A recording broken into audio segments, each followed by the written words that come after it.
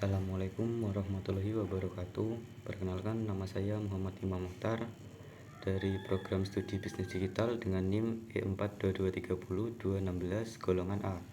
Di sini saya akan menjelaskan materi LKMM PraTD dikarenakan saya lulus bersyarat ringan dengan durasi 10 menit. Oke, pada hari pertama materi LKMM PraTD yaitu adalah hakikat LKMM atau Latihan Keterampilan Manajemen Mahasiswa adalah program yang dirancang untuk memberikan bekal sikap, pengetahuan, dan ampilan mengenai organisasi bagi mahasiswa, khususnya yang aktif berorganisasi.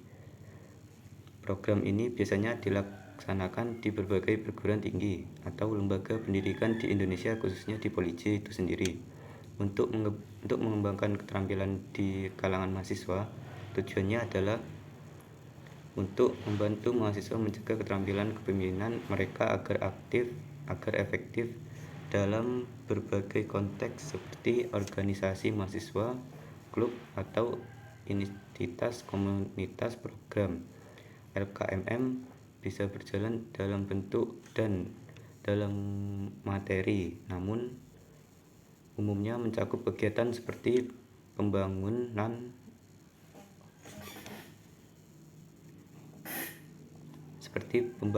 atau pengembangan keterampilan komunikatif, pemecahan masalah, dan teori kepemimpinan dasar.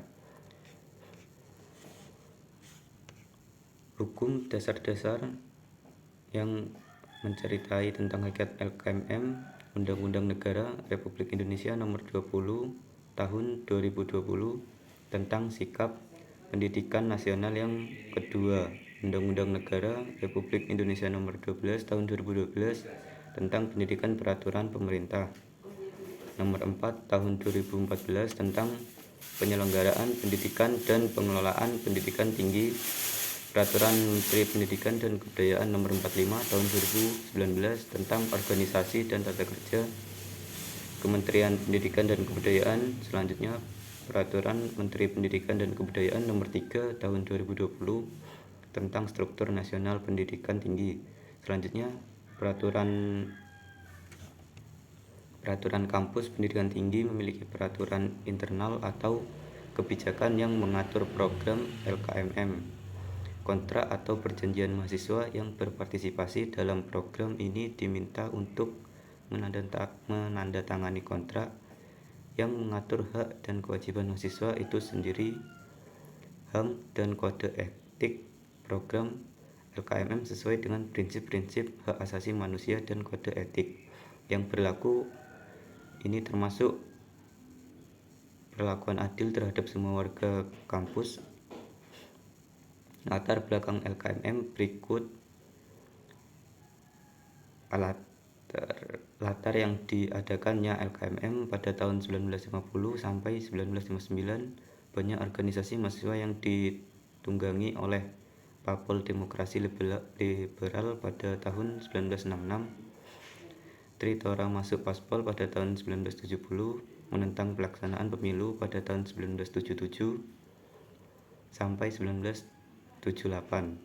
Terbentuknya NKK BKK atau Normalisasi Kehidupan Kampus atau Badan Koordinasi Kemahasiswaan Perlawanan Terhadap Mahasiswa pada tahun 1990.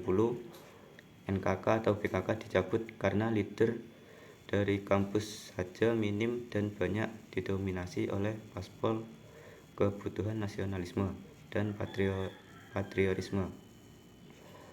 Mahasiswa sangat kurang dan perlu ditingkatkan pada percaya diri dari mahasiswa sendiri. Sejarah LKMM 1 jenjang tahun 1985, yang kedua LKMM jenjang menengah pada tahun 1990, yang ketiga LKMM jenjang lanjutan yang melalui debat DPR pada tahun 1999, dan yang keempat pada tahun 2002. LKMM mulai aktif dan terkoordinasi. Pada awalnya LKMM terdiri dari dua tingkat, yaitu tingkat dasar dan tingkat menengah. Karena beban jamnya terlalu berat, maka per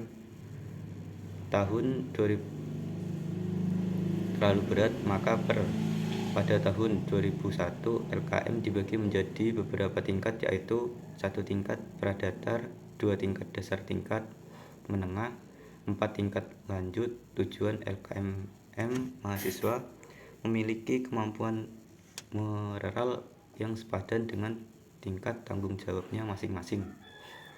Mahasiswa rasa tanggung jawab sikap sendiri dan jiwa kewirausahaan karena kemampuan berorganisasi ketika mahasiswa memiliki dan mampu menyelenggarakan sebuah kegiatan yang berorientasi pada persiapan dan pencapaian hasil sebaik mungkin. Mahasiswa mampu menerapkan dan mengembangkan budaya akademik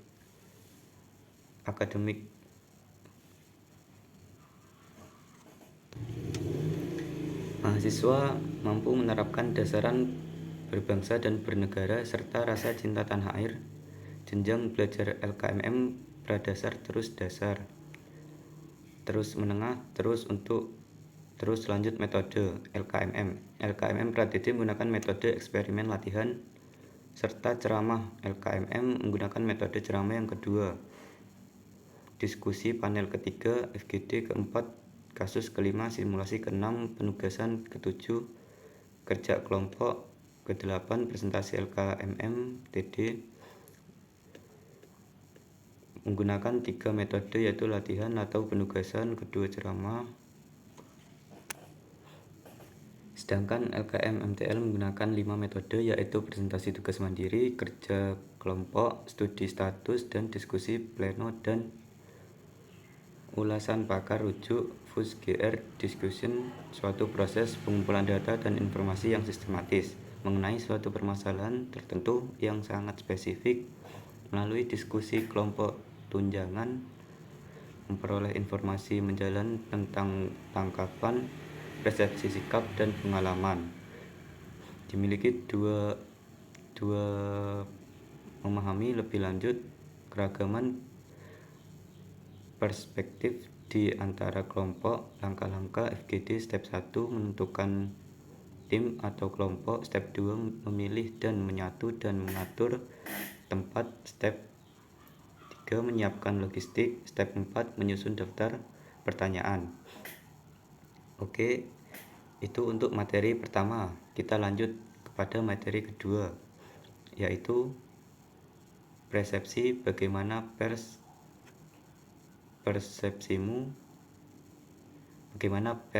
persepsi saya tentang Universitas Brawijaya?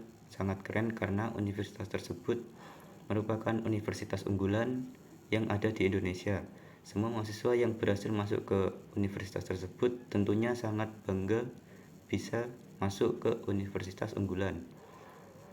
Coba pikirkan apa yang dimaksud persepsi, Prof. Proses dan individu mengenali, mengamati, menjelaskan, dan memberikan makna pada rangkaian sensorik yang diterima dari lingkungannya. Cara untuk memahami dan merespon dunia di sekitar kita melalui panel inden kita seperti penglihatan, pendengaran, penciuman, dan lain-lain. Dalam proses persepsi, informasi yang diterima oleh panca berubah menjadi pengalaman dan pemahaman yang lebih besar tentang dunia di sekitar kita. Bagaimana persepsi tersebut melibatkan beber tahap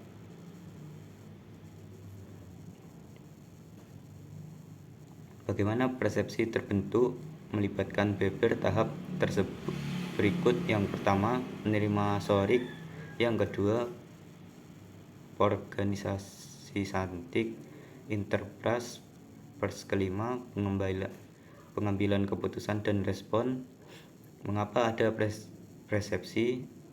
Persepsi adalah komponen penting dalam cara kita berinteraksi dengan dunia lain dan memahami pengalaman sehari-hari. Namun, penting untuk diingat bahwa persepsi adalah proses subjektif yang berarti bahan tahap individu dapat mempersiapkan dan memahami dunia dengan cara yang unik. Berdasarkan pengalaman, latar belakang, dan pemahaman mereka sendiri, faktor yang mempengaruhi persepsi menurut Tola 2003, faktor internal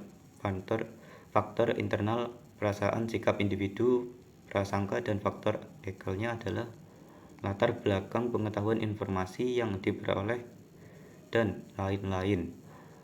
Sekian dari materi kedua. Kurang lebihnya mohon maaf. Assalamualaikum warahmatullahi wabarakatuh.